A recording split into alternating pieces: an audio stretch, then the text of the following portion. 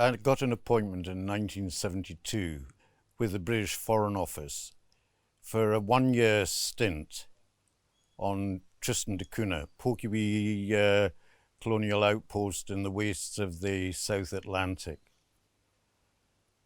And while I was there, I would be working for the British Museum of Natural History and also the Royal Scottish Museum. I was making a formal connection. I'd never had a camera before, and I took 12 rolls of black and white and 12 rolls of coloured for the year.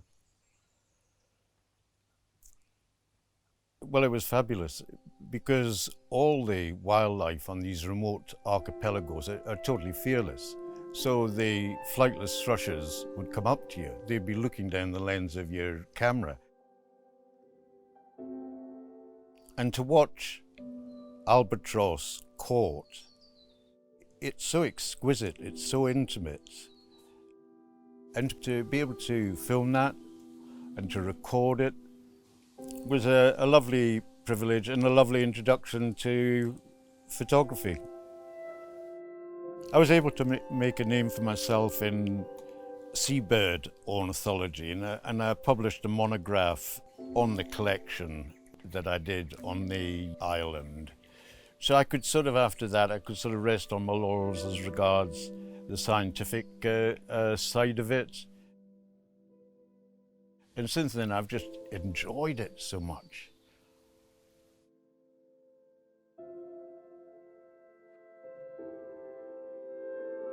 I could never have bought an estate to run horses and to have this wealth of forest in Scotland had I stayed on. So I knew in Australia you could buy wild country and you could have horses. I wanted to understand the natural history of Australia and the longest living civilization we've had on the planet, the Aboriginal. If I enjoy a religion, it's animistic. I do see a soul in the world around me.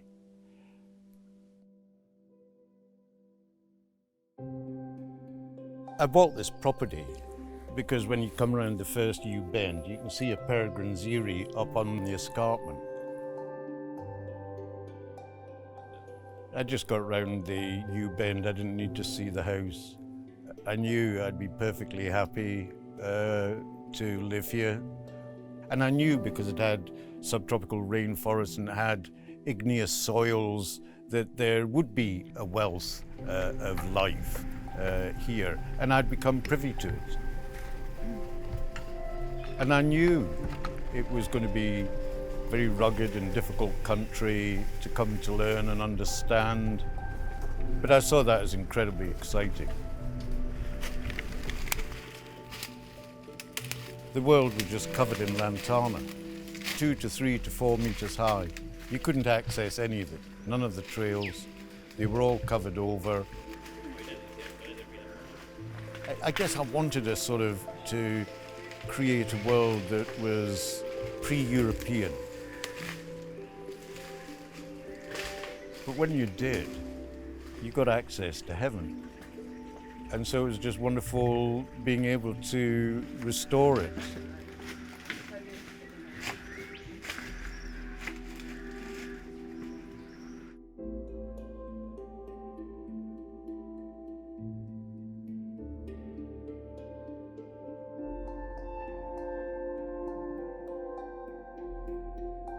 So it's been a wonderful place to immerse myself for now 4 decades, just in the plants and the fungi, the mammals and the birds.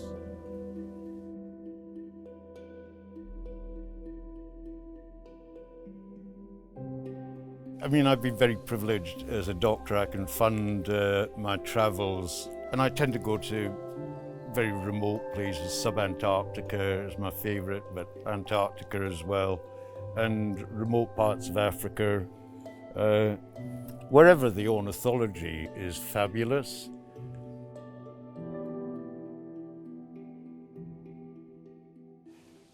I'm terribly worried about the state of the planet because I've seen the number of vertebrates of all classes, fish,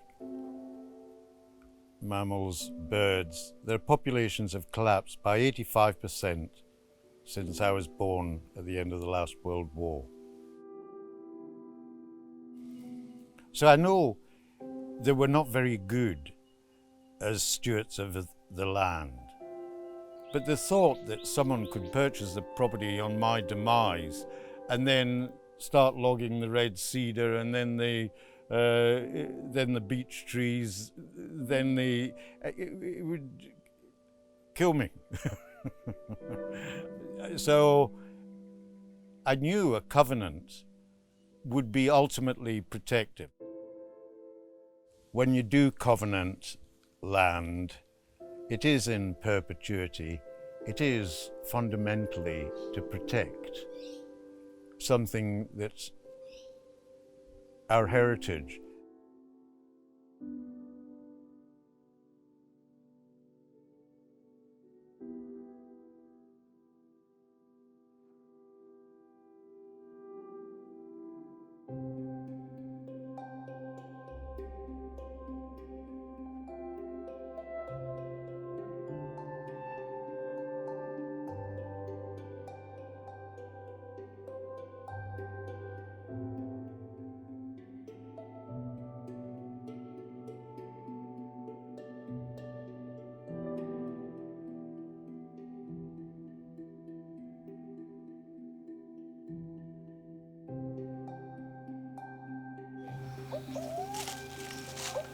There it is.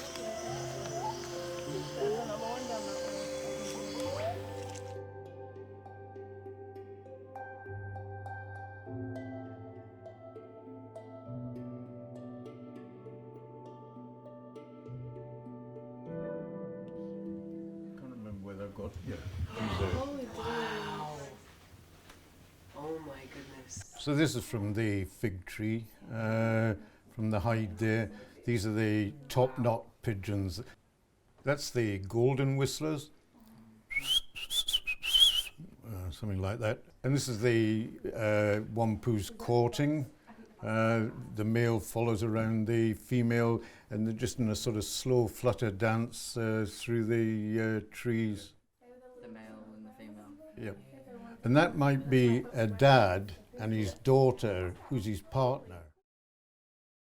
You know, I'd hate for someone agriculturally irresponsible to own this property, and I was just thinking, you know, I'm so happy it's actually under the Conservation Trust. Yeah. It's just, it was such a relief when I actually heard that, and I don't know, I think the biggest thing I took away from this today was when we arrived here, I was like, this place it's like a dream come true, honestly, it's amazing. And it's very reassuring to me that it is now covenanted, that it will always be, and it'll only get better, and it's protected ad infinitum. It's part of the national. I think it's my legacy. I think this is what I stand for, restoring the natural world. And surely the best way, therefore, is to rehabilitate what's left, to recover our very best, to protect something that is truly irreplaceable. So I'm very hopeful that people who've got that vision will be very comforted by being in such a world and will want to maintain it as such. It's so cool. Well, I'm very, very, very, very glad you managed to see wampood pigeons, guys. Yeah.